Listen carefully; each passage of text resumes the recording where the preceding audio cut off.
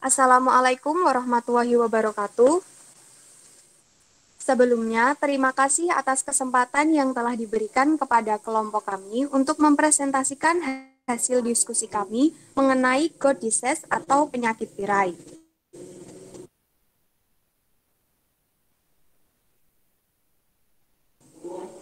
Sebelumnya, perkenalkan anggota kelompok kami yang terdiri dari Aprilianti Anggaraini, Nugraha Satya Ramadan, Retno Andriani, dan saya sendiri Diarto Palupi selaku moderator.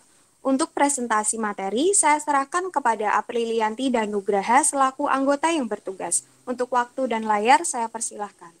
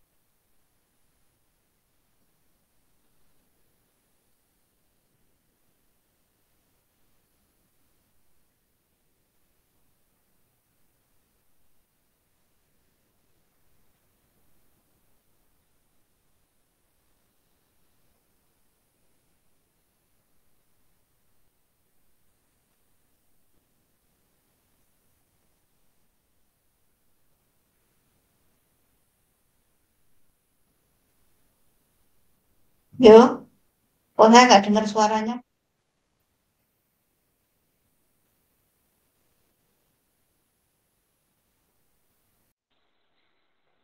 Assalamualaikum warahmatullahi wabarakatuh.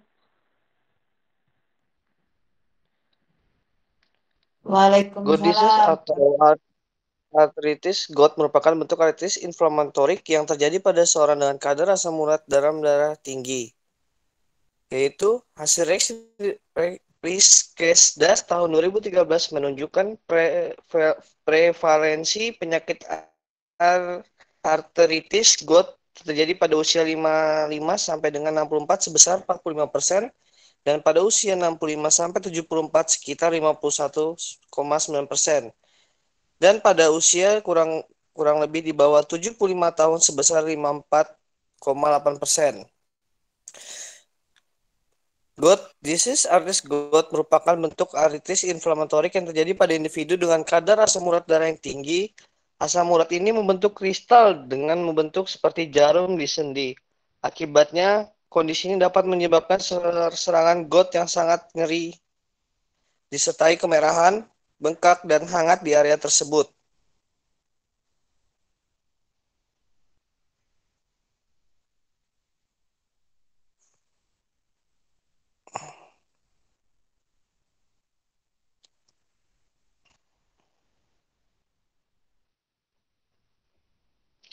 Mekanisme mekanisme terjadinya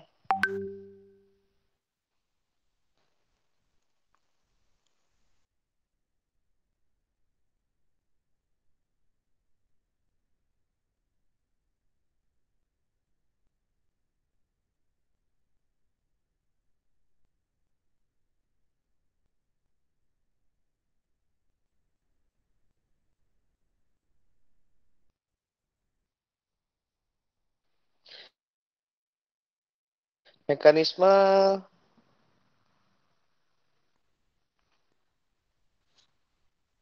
penyebab artritis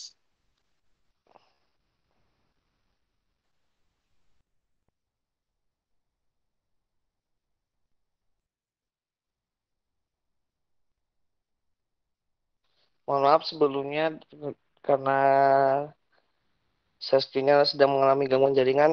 Harap menunggu sebentar. Terima kasih.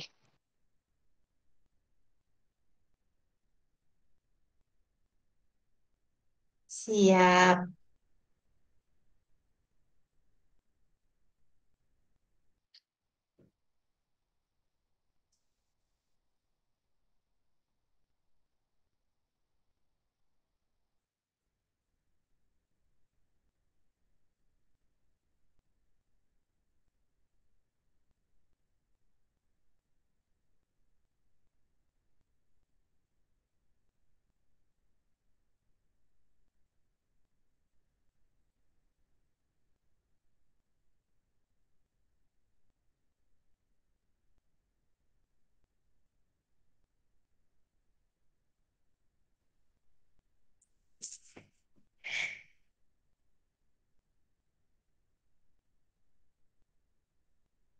Nugra,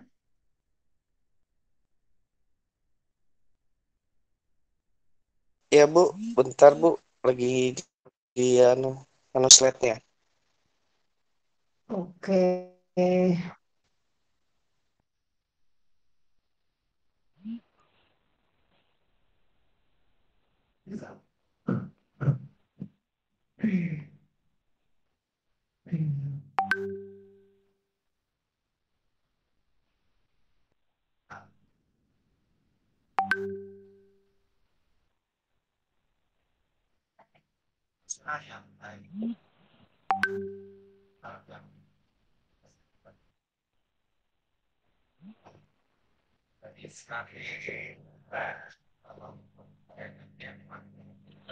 Fase-fase terjadinya artritis gout. Monosodium urat akan membentuk kristal ketika konsentrasinya dalam plasma lebih sekitar 7,0 mg/dl. Kristal monosodium urat yang menumpuk akan berinteraksi dengan fagosit melalui dua mekanisme. Mekanisme pertama adalah dengan cara mengaktifkan sel-sel melalui rute konvensional yaitu opsonisasi dan fagositosis serta mengeluarkan mediator inflamasi. Mekanisme kedua adalah dengan kristal monosodium urat berinteraksi langsung dengan membran lipid dan protein melalui membran sel dan glipoprotein pada fagosit. Adapun tahap pada masing-masing fase, yaitu fase pertama, tahap ini terjadi akibat peningkatan asam urat yang berasal dari metabolisme purin yang berasal dari diet dan pemecahan sel tubuh. Sekitar 90% peningkatan kadar asam urat ditimbulkan akibat ketidakmampuan untuk mengekspresikan asam urat pada urin akibat efek genetik pada transporter anion ginjal yang mengakibatkan reabsorbis asam urat yang berlebihan. Sekitar 10% peningkatan asam urat dapat terjadi akibat produksi asam urat yang berlebihan akibat defek genetik enzim yang memecahkan purin. Fase 2, fase ini adalah serangan akut yang ditandai dengan tanda radang, biasanya pada sendi metacarpal falang, digitis 1, dorsum kaki, mata kaki, lutut, pergelangan tangan, dan sendi siku. Fase ini terjadi akibat perpindahan monosodium urat ke cairan sendi dan menimbulkan reaksi perlawanan dari sel neutrofil. Fase 3, fase ini sering dikenal dengan fase intrakritikal asimptomatik, yaitu fase tanpa adanya gejala. Namun, kristal monosodium urat tetap terdeposit pada cairan sendi.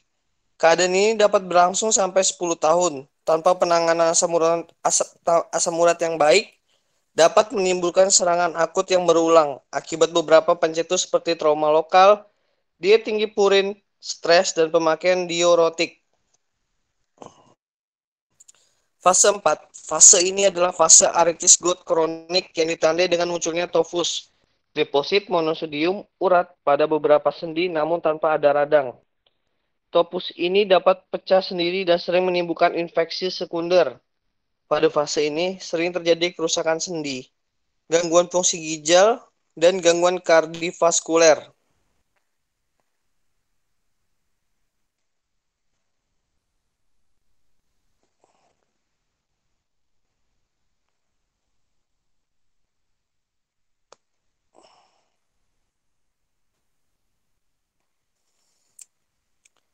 4. Penyebab.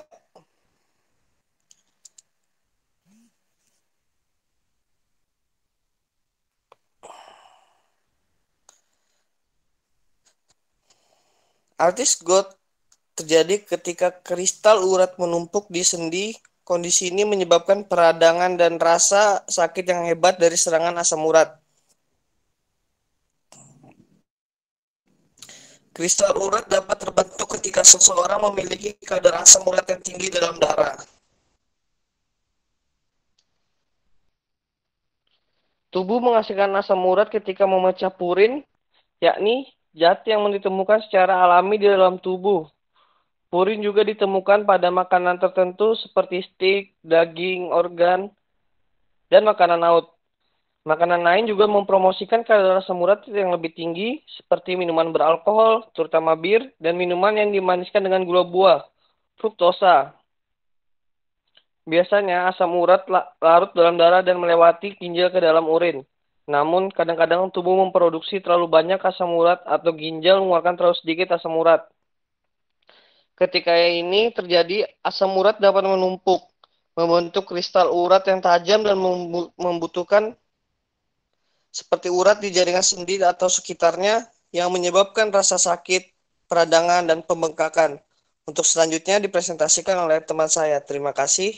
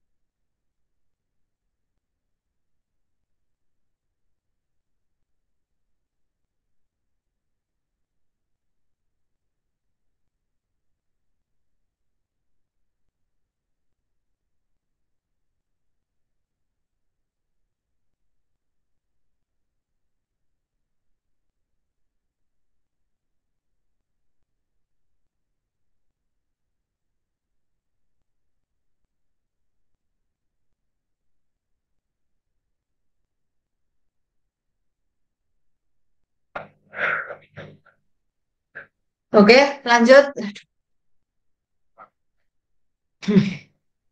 Ini hawanya kok ngantuk banget saya.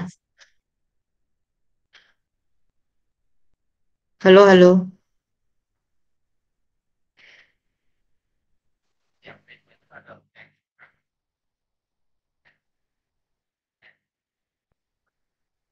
Gaut tadi sudah kan? Lanjut kelompok berikutnya. Masih belum selesai gaut.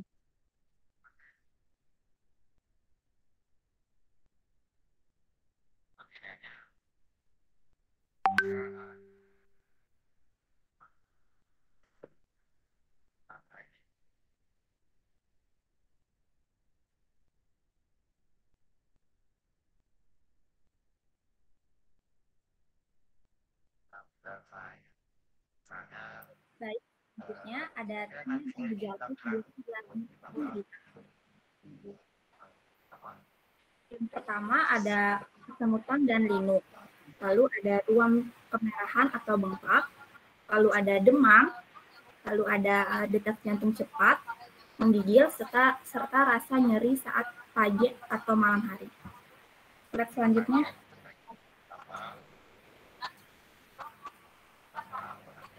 Selanjutnya akibat dari tingginya kadar asam urat.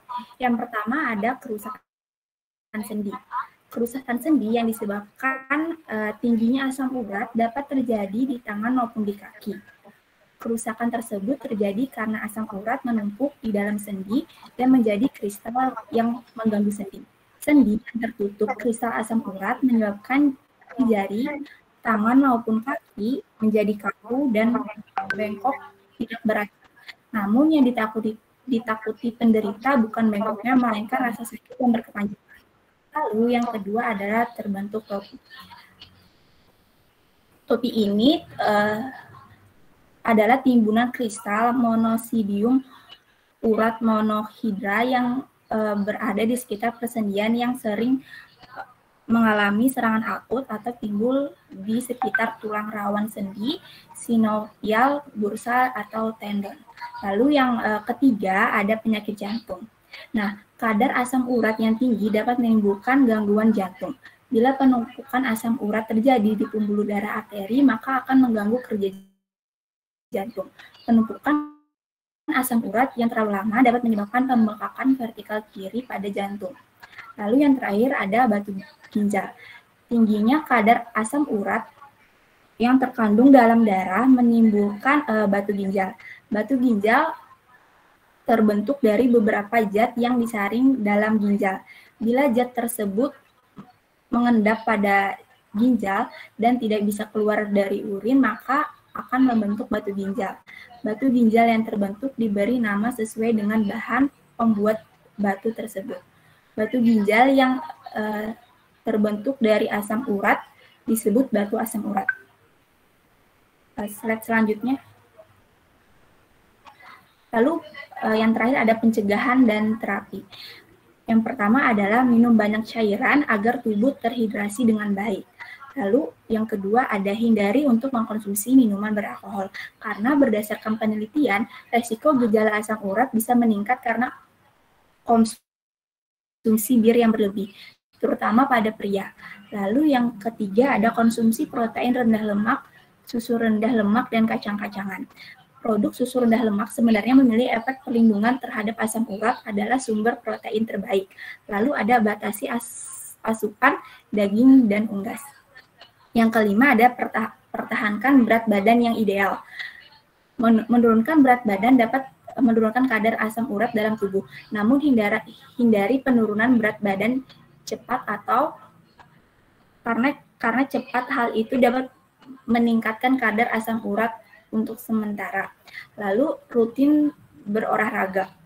Rutin olahraga dapat menjaga sendi dan kesehatan Anda secara keseluruhan serta menjaga berat badan ideal sebagai salah satu pencegahan terhadap berbagai penyakit termasuk asam urat.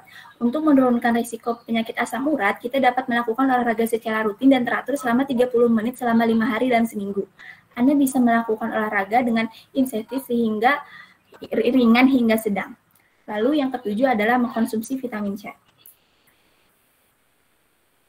Dan yang terakhir adalah bekali diri Anda dengan langkah-langkah penanganan gejala asam urat, seperti kompres dingin atau es selama 20-30 menit pada sendi untuk mengurangi nyeri dan pembengkakan.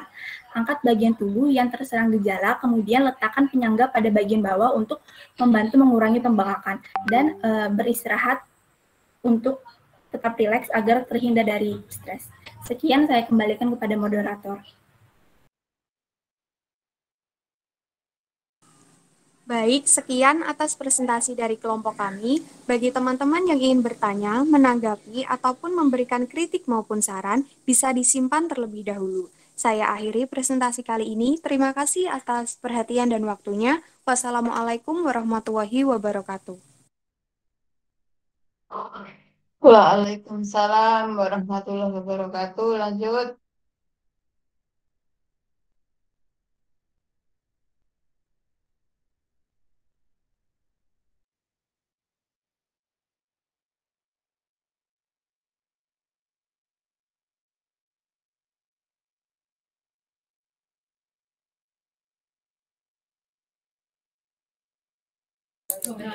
Assalamualaikum warahmatullahi wabarakatuh.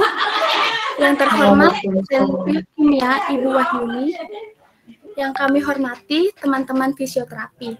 Puji syukur kita haturkan kepada Allah Subhanahu wa Ta'ala, dan tak lupa sholawat serta salam selalu tercurahkan kepada Nabi Muhammad SAW. Pada sore hari ini saya Faradiska Amalia sebagai moderator, dan topik yang akan kita bahas adalah osteoporosis. Sebelumnya, izinkan saya perkenalkan anggota kelompok 5. Yang pertama ada Muhammad Ahyar, yang kedua Chandra Arung Aryani, yang ketiga Farah Rizka Amalia, dan yang keempat Adinda Putri Ayu Zahwani.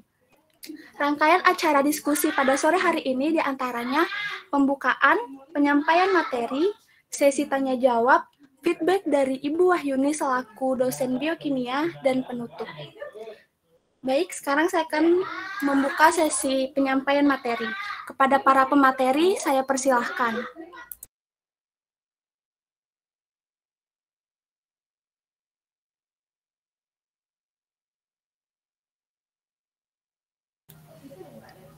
Pengertian osteoporosis. Osteoporosis merupakan sebuah gangguan yang terjadi pada tulang yang dapat menyebabkan kerapuhan pada tulang, di mana tulang menjadi mudah patah. Penyakit ini ditandai dengan penurunan massa tulang dan kemerosotan mikroarsitektur. Kemerosotan mikroarsitektur tampak sebagai spikulum tulang yang semakin sedikit dan tipis serta adanya topangan horizontal abnormal yang tidak menyatu untuk membentuk trabekul. Menurut WHO adalah a skeletal discord characterized by compressed bone strength predisposing a person to an increased risk of fracture, yaitu tulang yang rapuh hingga mudah terjadi pada patah tulang.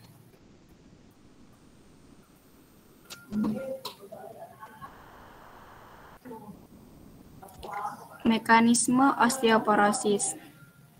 Osteoporosis berkaitan dengan perubahan kekuatan dan kepadatan tulang.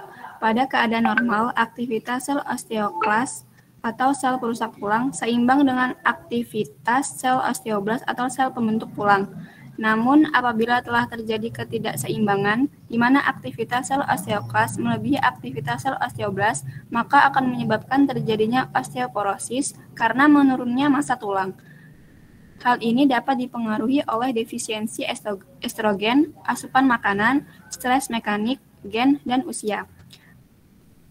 Estrogen mencapai sel osteoblast dan beraktivitas melalui reseptor estrogen alfa dan beta yang berada di sitosol, menyebabkan sekresi sitokin menurun seperti interleukin 1, interleukin 6, dan tumor nekrosis faktor alfa, di mana sitokin berfungsi dalam penyerapan tulang, sedangkan estrogen berfungsi meningkatkan sekresi transforming growth factor, yang merupakan faktor pertumbuhan dan juga sebagai mediator untuk menarik sel osteoblas ke tempat lubang tulang yang telah diserap oleh sel osteoklas. Estrogen merupakan hormon seks steroid yang berperan penting dalam menjaga keseimbangan antara sel osteoblas dan sel osteoklas, sehingga apabila terjadi defisiensi estrogen dapat memicu terjadinya osteoporosis karena aktivitas sel osteoklas melebihi aktivitas sel osteoblas. Defisiensi estrogen biasa terjadi pada wanita yang telah mengalami menopause karena satu wanita mengalami menopause mengakibatkan berkurangnya produksi estrogen. Selain defisiensi estrogen, asupan makanan juga penting. Kalsium, fosfat, dan vitamin D adalah mineral yang baik untuk proses pembentukan tulang sehingga dapat mencegah terjadinya osteoporosis. Next.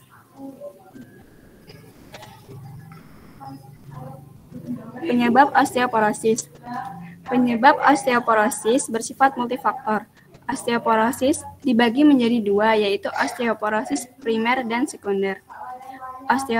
Osteoporosis primer terjadi karena penuaan atau menopause. 1. Osteoporosis senilis, yaitu osteoporosis yang terjadi pada wanita dan laki-laki yang berusia di atas 65 tahun. Disebut osteoporosis senilis karena seiring bertambahnya usia menyebabkan penyerapan kalsium menurun sehingga menyebabkan terjadinya osteoporosis. 2. Osteoporosis akibat menopause, yaitu osteoporosis yang terjadi pada wanita yang mengalami menopause hingga usia 65 tahun karena defisiensi estrogen pada saat menopause berkaitan dengan deteriorasi trabekula tulang yang menyebabkan terjadinya osteoporosis. Selanjutnya, osteoporosis idiopatik, yaitu osteoporosis yang terjadi pada wanita premenopause dan laki-laki muda tanpa penyebab yang jelas. Keempat, osteoporosis juvenil idiopatik, yaitu osteoporosis yang terjadi pada anak dan remaja rentang usia 2-14 tahun yang ditandai dengan nyeri tulang. Pada penyakit ini, pembentukan tulang cancellous terganggu sehingga menyebabkan tulang trabekula matur tipis. Penyakit ini biasanya berhenti pada saat pasien mengalami pubertas. Kemudian, osteoporosis sekunder terjadi karena penyakit seperti tuberkulosis tulang dan diabetes mellitus tipe 1. Selain penyakit osteoporosis sekunder, dapat terjadi karena penggunaan obat-obatan yang dapat meningkatkan kerapuhan tulang, yang terdiri dari imobilisasi. Beban tubuh dan tegangan yang diterima oleh skeletal akibat tarikan otot dapat memicu terjadinya aktivitas sel osteoblast. Oleh karena itu, imobilisasi atau keterbatasan gerak fisik dapat menyebabkan penurunan aktivitas sel osteoblast sehingga dapat mengakibatkan osteoporosis. Kemudian penyakit. Penyakit yang dapat menyebabkan osteoporosis yaitu penyakit hematologi seperti myeloma multiple, penyakit ginjal seperti renal tubular acidosis, penyakit autoimun, penyakit infeksi, dan metastasis keganasan pada tulang. Kemudian konsumsi obat-obatan. Obat-obatan yang dapat menyebabkan osteoporosis yaitu obat glukokortikoid seperti prednison, analog hormon paritiroid seperti teriparatide, penggunaan jangka panjang heparin, loop diuretik seperti furosemide, penggunaan jangka panjang inhibitor pompa proton seperti omeprazole. Materi selanjutnya akan disampaikan oleh teman saya, Chandra Arung Aryani. Baik, selanjutnya adalah tanda dan gejala penyakit osteoporosis. Penyakit osteoporosis sering disebut dengan silent disease karena proses dari penyakit ini tidak dapat kita sadari. Prosesnya sendiri yaitu berkurangnya secara perlahan kepadatan tulang dan berlangsung secara progresif selama bertahun-tahun tanpa kita sadari. Maka hampir semua osteoporosis tidak menimbulkan gejala, sehingga banyak orang yang tidak menyadari bahwa dirinya terkena osteoporosis. Tetapi ada juga yang memiliki tanda dan gejala seperti berikut. Yang pertama, punggung yang semakin membungkuk dan kerangka tulang yang makin memendek atau penurunan tinggi badan. Yang kedua, patah tulang atau fraktur. Yang ketiga, perubahan bentuk pada tulang atau adanya perubahan yang abnormal pada bentuk tubuh. Dan yang keempat, ada nyeri pada tulang dan sendi, terutama saat akan berdiri dan melakukan aktivitas. Selanjutnya, akibat. Penyakit osteoporosis memiliki beberapa dampak yang berkaitan dengan perubahan bentuk tulang. Pada penyakit ini, kondisi tulang menjadi lebih rapuh dan rentan terhadap patah dan bahkan penyakit ini juga dapat menyebabkan komplikasi. Berikut adalah akibat dari penyakit osteoporosis. Yang pertama, nyeri. Rasa nyeri akan muncul saat melakukan pergerakan, bahkan hanya dengan duduk, berdiri, membungkuk, dan juga berjalan dapat menimbulkan rasa nyeri. Selain itu, rasa nyeri akan bertambah apabila seseorang melakukan suatu aktivitas yang berat. Yang terakhir, patah tulang atau fraktur. Fraktur dapat menyebabkan tubuh menjadi membungkuk, gerakan menjadi terhambat, dan bahkan tinggi badan juga berkurang. Fraktur pada penderita osteoporosis biasanya terjadi pada ruas tulang belakang, leher, pergelangan tangan, tulang pinggul, dan tulang paha.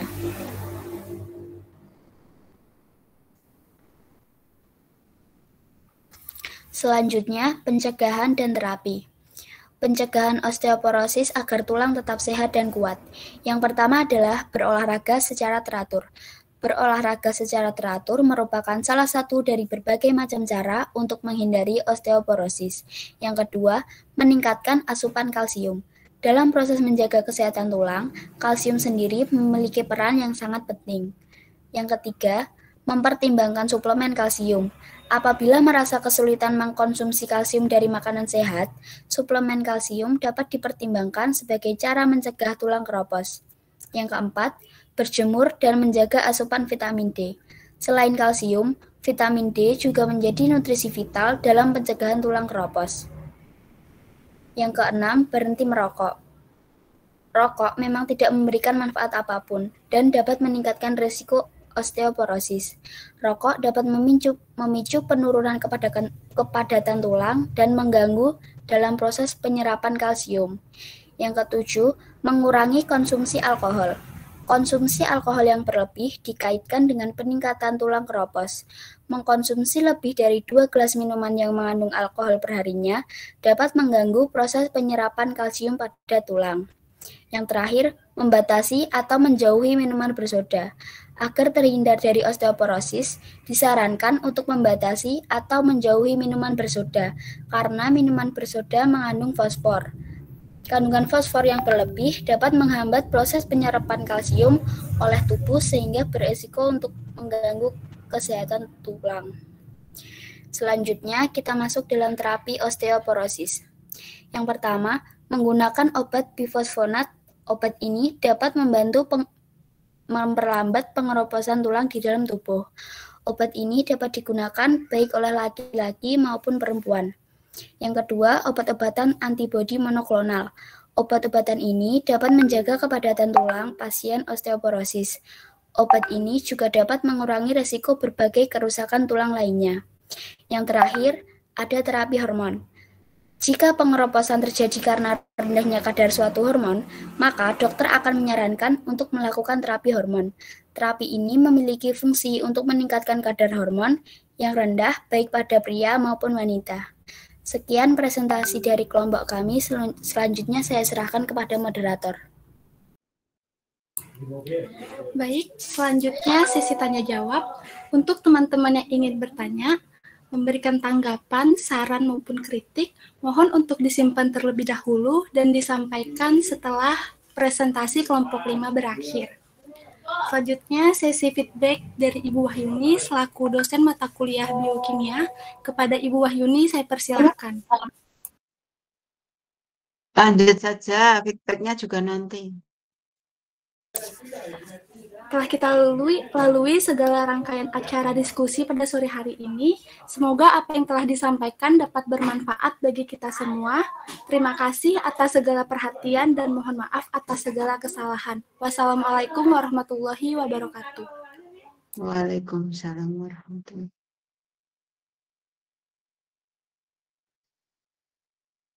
Sudah semua?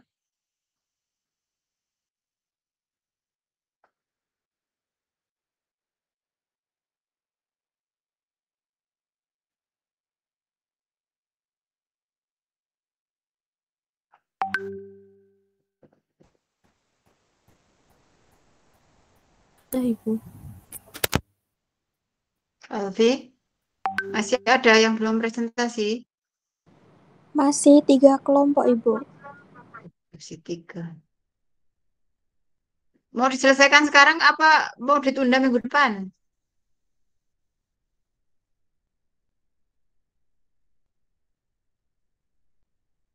Halo.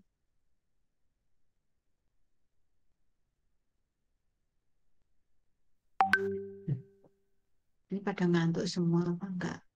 Enggak ada respon. Kalau ditunda minggu depan enggak apa-apa, 3 kelompok lagi. Tadi kan ada penyakit jantung koroner ya. Terus gout disease dan apa tadi?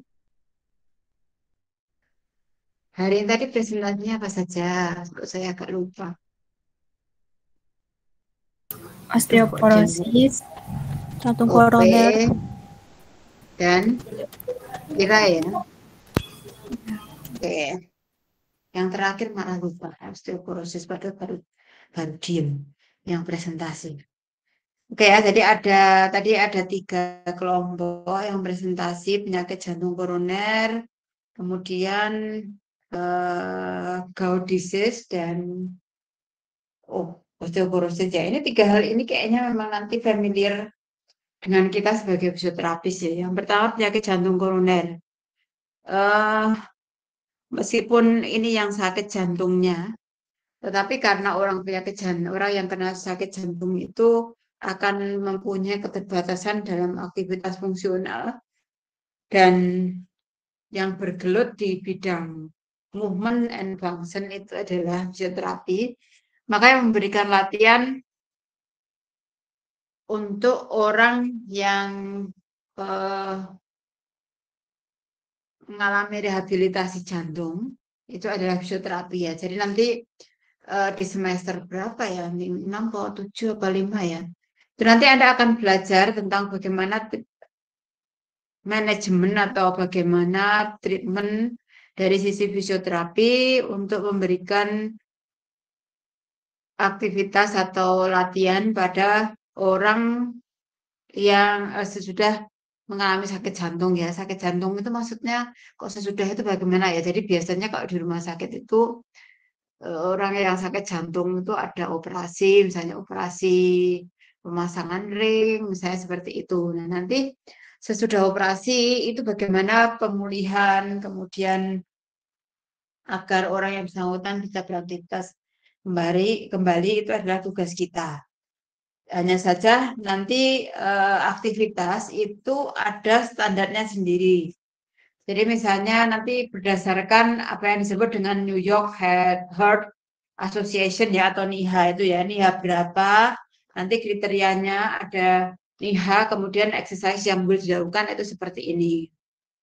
Jadi kita harus benar-benar mengikuti anjuran dari NIHA, dan ketika pasien sudah pulang pun, satu hal yang harus jadi catatan, ketika kita memberikan home program, itu dosis harus sudah jelas.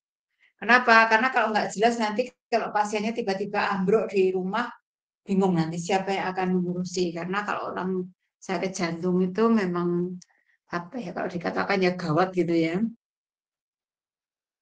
Nah, kalau tadi disebutkan bahwa gejala awal orang sakit jantung itu adalah angina ya, angina pectoris ya. Angina pectoris itu nyeri dada, biasanya di sebelah kiri, tetapi dia akan menyebar ke lengan kiri, ke telinga kiri, dan sifatnya itu diffuse, atau kalau misalnya orang yang sakit itu nunjuk itu sebelah mana itu agak kesulitan. Karena dia menyebar tadi, itu gejala awal. Nah, kadang-kadang kita melihat di keramaian atau bahkan orang tiba-tiba jatuh. Nah, itu apa yang terjadi ya? Kemungkinan itu adalah serangan jantung. Ya. Jadi di situ mungkin tiba-tiba jantungnya mendapatkan sumbatan sehingga jantung tidak mampu berkontraksi. Yang seperti ini harusnya mendapatkan pertolongan pertama ya, atau pertolongan yang sifatnya bantuan hidup dasar atau basic life support ya, atau BLS gitu ya, atau BHD. BHD itu bantuan hidup dasar. Pernah lihat orang yang pakai massage jantung itu, atau pernah dengar ada istilah RJP, resusitasi jantung paru, atau bahasa Inggrisnya resuscitation cardiac pulmonal resuscitation ya. Jadi yang diresusitasi adalah jantung dan paru ya. Jadi di sini biasanya dicek orang jatuh, kemudian dicek nafasnya ada tidak, denyutnya ada tidak. Kalau misalnya denyut ada, nafas nggak ada, itu berarti hanya dikasih bantuan nafas. Tapi kalau misalnya nggak ada, biasanya dua-duanya nggak ada nadi, kemudian nggak ada nafas, itu berarti dikasih resusitasi jantung paru. Mungkin pernah dengar di masa jantungnya 30, kemudian dikasih bantuan nafas 2 kali disebul di mulutnya ya, hidungnya ditutup. Nah, kenapa kok perlu RJP ini? Sebenarnya RJP ini pertolongan yang cepat untuk tetap memberikan aliran darah dari jantung itu untuk bisa tetap memberikan ke otak ya. Jadi kalau misalnya tadi jantung berhenti berkontraksi, ini nanti yang paling cepat mengalami kerusakan itu adalah otak. Sementara otak itu ketika dia mengalami kerusakan, dia tidak bisa mengalami regenerasi ya. Jadi kalau sudah rusak ya rusak, selesai. Kecuali kalau yang lain gitu mungkin masih ada regenerasi. Jadi ketika tadi jantung berhenti, kemudian tidak ada aliran darah ke otak, itu nanti mungkin akan ada bagian otak yang akan mengalami kematian. Nah, kematian otak ini kalau misalnya kematiannya penuh ya mungkin akan meninggal dunia itu. Tapi kalau misalnya hanya sebagian saja ya mungkin akan memunculkan cacatan, misalnya ada stroke, mungkin ada apa ya, gangguan-gangguan yang lain yang sifatnya tidak menyeluruh pada satu sisi tubuh.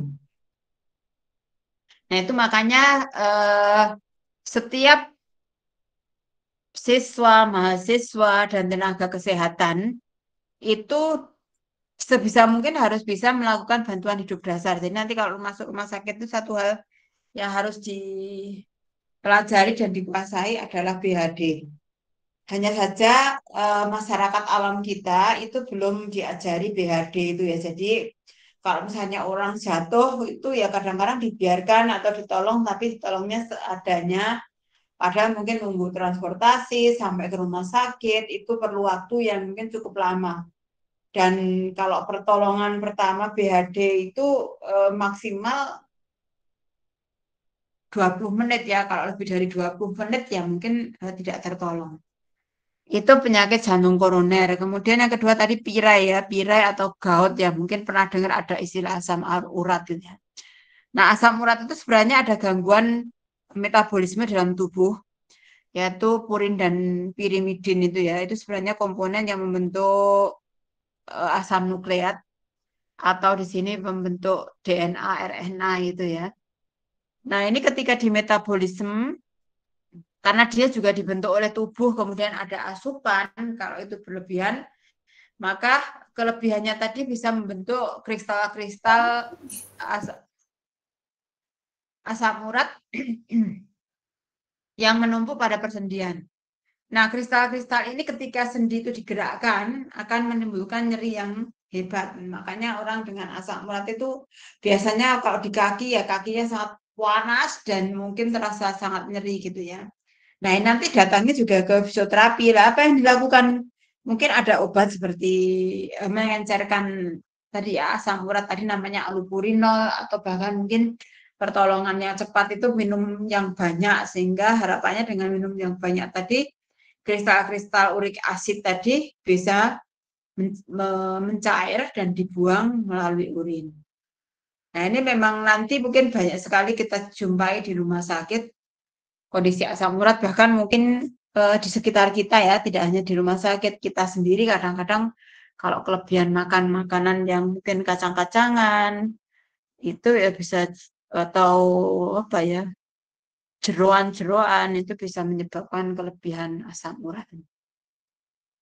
Kemudian yang terakhir tadi ada OP atau osteoporosis. Nah, ini biasanya terjadi pada lanjut usia. Ini bedanya kalau hampir sama dengan OI ya. Kalau OI itu osteogenesis imperfecta itu biasanya pada anak-anak, tapi kalau OP itu pada lanjut usia. Nah, OP sendiri dipengaruhi juga oleh hormon, termasuk tadi hormon estrogen ya. Estrogen itu memang mempengaruhi keseimbangan tadi penyerapan kalsium oleh osteoklas dan penyerapan itu oleh osteoblas, kemudian peluruhan atau pengeluaran oleh osteoklas itu ya. Nah, ketika seseorang mengalami menopause itu memang segala fungsi termasuk juga fungsi tulang ini akan mengalami penurunan, termasuk mungkin terjadi osteoporosis ini. Nah, mungkin ada hal-hal yang jadi catatan, misalnya ada iklan untuk mencegah osteoporosis, minum susu Anlin ya, kalau nggak salah ya. Ini saya korban iklan ini. Nah, Anlin itu sebenarnya ya dia memang kalsium tinggi, dia mengandung glikosaminoglikan dan apa satunya itu, chondroitin sulfat ya. Hanya saja satu hal yang harus jadi catatan, tulang kita itu akan menyerap kalsium apabila ada kontraksi otot dan juga ada aproksimasi tulang. Jadi makanya sekarang iklan Anlin pernah dengar bahwa selain minum susu Anlin, orang yang bersangkutan juga harus berjalan kaki minimum 10.000 langkah ya. Kita aja jarang ya. Sampai 10.000 langkah itu minimal itu 10.000 langkah. Kenapa berjalan kaki 10.000 langkah ya? Jadi di situ ketika kita jalan kaki itu ada kontraksi otot. Ketika kita jalan kaki dengan posisi berdiri itu antara tulang akan terjadi penekanan. Itu yang saya katakan aproksimasi tadi ya. Jadi misalnya ada tulang femur dengan tulang tibia, kemudian antara tulang femur dengan acetabulum itu akan terjadi penekanan. Nah, di situ akan terjadi penyerapan kalsium oleh tulang. Jadi kalau misalnya kita minum susu kalsium tinggi tapi sesudah itu kita hanya tiduran, itu juga tidak ada maknanya. Satu hal ya nanti di semester lanjut juga ada nanti senam osteoporosis yang digunakan untuk mencegah terjadinya osteoporosis. Itu juga ada pembebanan. Kalau misalnya pada anggota bawah kan pembebanan oleh tubuh sendiri. Kalau anggota atas ada semacam barbel ya, hanya barbelnya nggak sebesar kalau orang olahraga itu. Yang penting ketika ada yang dipegang barbel ini nanti memberikan penekanan antara di sini tulang radioulnar dengan tulang humerus. Begitu ulasan saya, ada yang ingin didiskusikan?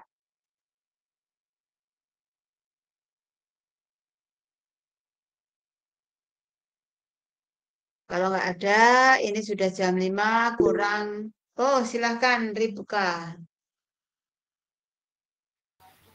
Ibu, saya ingin bertanya untuk kelompok yang presentasi tadi. Untuk kelompok 4, pertanyaan saya, bagaimana cara mengetahui adanya penyakit jantung koroner lewat keturunan atau faktor genetik? Sedangkan untuk kelompok 5, saya ingin bertanya, adakah cara untuk menyembuhkan osteoporosis yang terjadi pada remaja? Dan jika ada, bagaimana cara penyembuhannya? Terima kasih.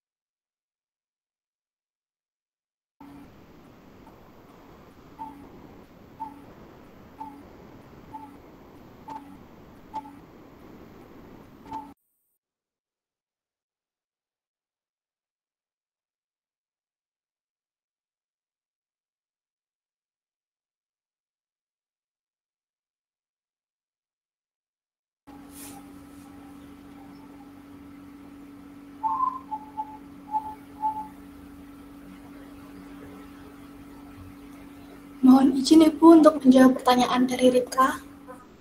Ya. Ya, saya akan menjawab pertanyaan dari Ripka.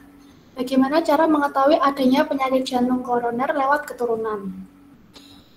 Mungkin bisa diketahui dengan cara mengetahui adanya anggota keluarga yang memiliki penyakit jantung koroner. Kemudian ada riwayat anggota keluarga yang meninggal secara prematur atau akibat serangan jantung, terdiagnosis mengalami angina atau serangan jantung pada usia muda. Dan bila ada anggota keluarga yang pernah sakit dengan diagnosis penyakit genetik kardiovaskular, dokter biasanya akan menyarankan pemeriksaan jantung kepada pasien. Beberapa jenis pemeriksaan untuk penyakit jantung koroner seperti elektrokardiogram atau EKG, yaitu pemeriksaan yang dilakukan untuk mendeteksi adanya kelainan-kelainan pada irama jantung. Kemudian ekokardiogram, yaitu pemeriksaan yang dilakukan untuk mengetahui sejauh mana kerusakan berefek pada fungsi jantung. Dan yang terakhir, stress test, yaitu pemeriksaan ini akan meminta pasien yang memiliki faktor resiko untuk berjalan atau bersepeda statis, sementara itu dokter akan mengukur aktivitas jantung dengan EKG. Baik, terima kasih.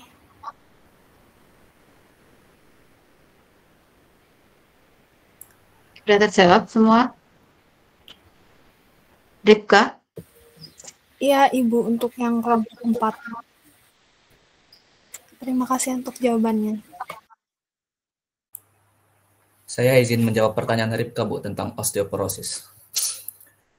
Untuk osteoporosis pada usia muda sendiri, berdasarkan yang saya baca, osteoporosis itu nggak bisa disembuhkan kalau misalnya gejalanya udah berat. Tapi kalau misalnya masih ringan, dapat disembuhkan, tapi nggak bisa sembuh secara total.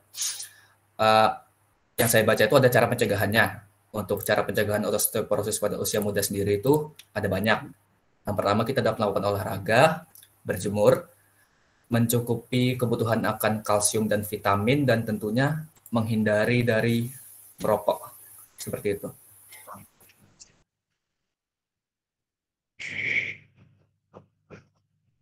Ripka? Iya, Ibu. Baik, terima kasih untuk jawabannya. Sudah cukup, Ibu. Oke. Ya, apalagi kalau misalnya sudah ada patah tulang gitu ya, mungkin memang satu hal ya, asupan mungkin pada remaja yang juga harus diperbaiki ya. Jadi jangan sampai kadang-kadang kan remaja itu pengennya langsing gitu ya, sehingga dia membatasi makannya. Padahal terlalu langsing juga tidak bagus, meskipun terlalu gendut juga nggak bagus ya. Kenapa kok terlalu langsing nggak bagus? Satu hal yang mungkin jadi catatan ya, jadi hormon reproduksi maupun hormon ini ya, apa ya, provitamin D yang menjadi prohormon itu dibuatnya dari kolesterol ya. Dari kolesterol itu juga dari makanan yang berlemak. Kalau misalnya tadi makanan berlemaknya terbatas, padahal kan provitamin D itu juga membantu penyerapan kalsium. Ini juga akan berdampak pada remaja yang bersangkutan. Jadi memang pencegahan itu sangat bagus untuk bisa dilakukan, termasuk juga tadi exercise.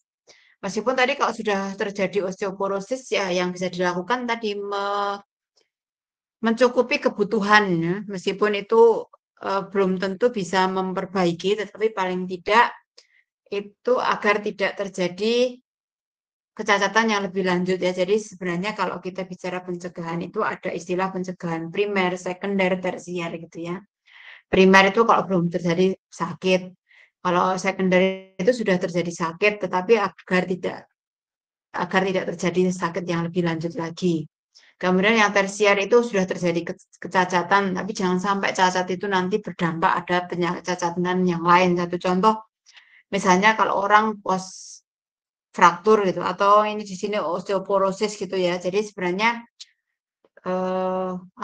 massa tulangnya sudah mengalami penurunan. Nah, dari situ makanya asupan atau mungkin aktivitas diperbaiki, termasuk juga sebaiknya tidak sampai ada jatuh gitu ya, karena tadi massa tulang yang kurang padat tadi memudahkan terjadinya patah tulang. Nah, dengan demikian exercise yang cukup, kemudian tidak ada benturan, tidak jatuh, itu kan mencegah terjadinya patah. Itu menghindarkan terhadap terjadinya patah tulang. Nah, tadi kan sebenarnya sudah massa tulangnya sudah turun, itu tadi sebenarnya sudah ada osteoporosis, jangan sampai ada.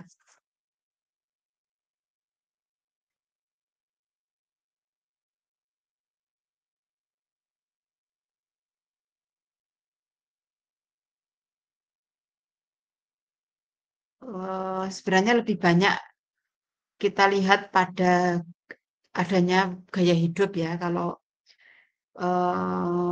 dari sisi genetik itu mungkin hanya minim.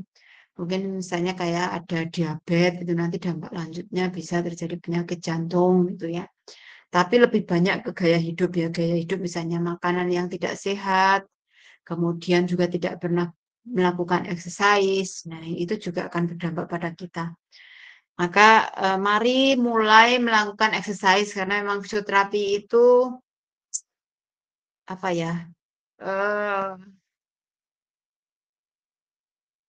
slogannya adalah exercise is culture ya. Jadi kita membudayakan exercise agar kita tetap sehat. Caranya gimana ya? Jadi kalaupun kita tidak ada teman untuk exercise, ya kita bisa sebenarnya bergerak sendiri. exercise di depan YouTube, senam gitu. Mungkin nanti kalau sudah offline, kita bolehlah bareng-bareng exercise di lantai 1, di 112 itu kita gilir. Misalnya hari Senin berapa mahasiswa, Selasa berapa, boleh ya seperti itu ya. Jadi biar kita juga semuanya sehat, tapi ya nunggu keadaan aman dulu. Aman itu ya aman, semua sudah dibuka, UMS sudah mengizinkan perkuliahan full offline. Nah, nanti kita bisa ada banyak hal yang bisa kita lakukan, termasuk exercise dan juga mungkin kegiatan-kegiatan yang memberikan manfaat bagi Anda semua. Oke? Any question?